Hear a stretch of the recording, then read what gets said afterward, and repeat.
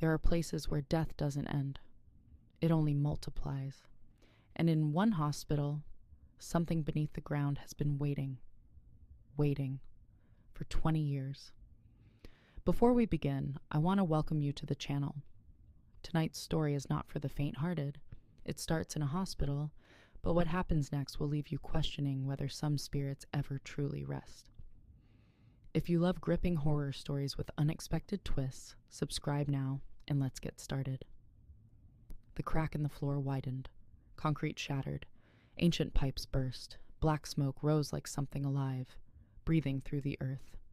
Adrian stumbled backward, his entire body trembling. And for the first time, Victoria was afraid. Not angry, not sad, but afraid. Something was coming. Something enormous. Something old, very old. A clawed hand emerged from the darkness, then another, and another, and another. Hundreds. No, not one creature, many, rising, climbing, crawling out of the ground like the hospital itself was bleeding darkness. Above them, chaos erupted. Patients screamed, monitors failed, alarms triggered without warning.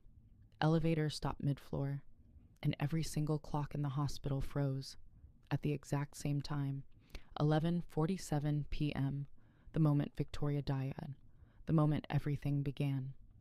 Nurse Emily Ross froze because she heard it, scratching inside the walls. At first, rats, then louder, closer, like hands, dozens of hands. Tearing through concrete, a patient pointed at the ceiling.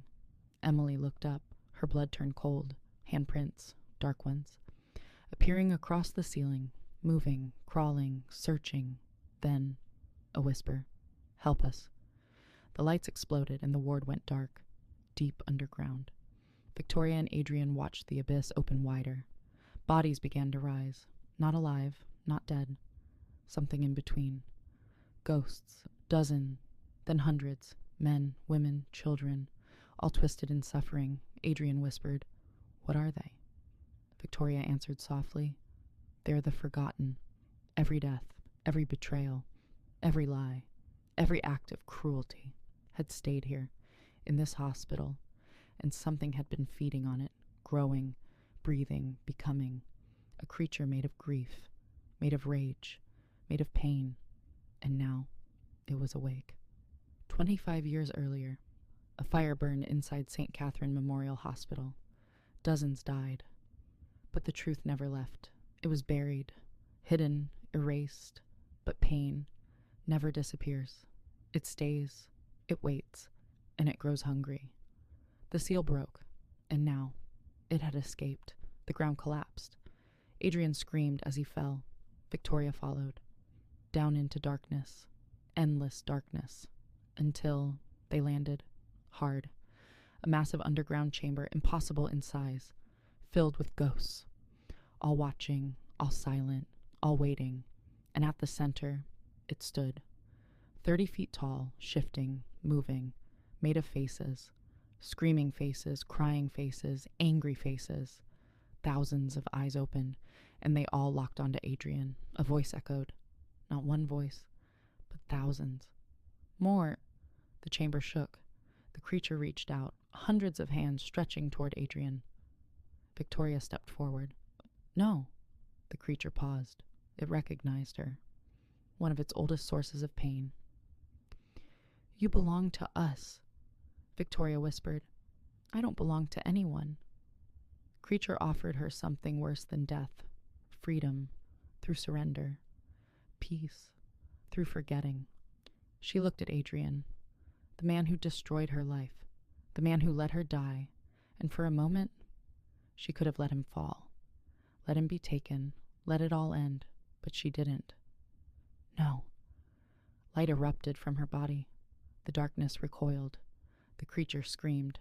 The hospital above trembled, because something was changing. Victoria was no longer just a ghost.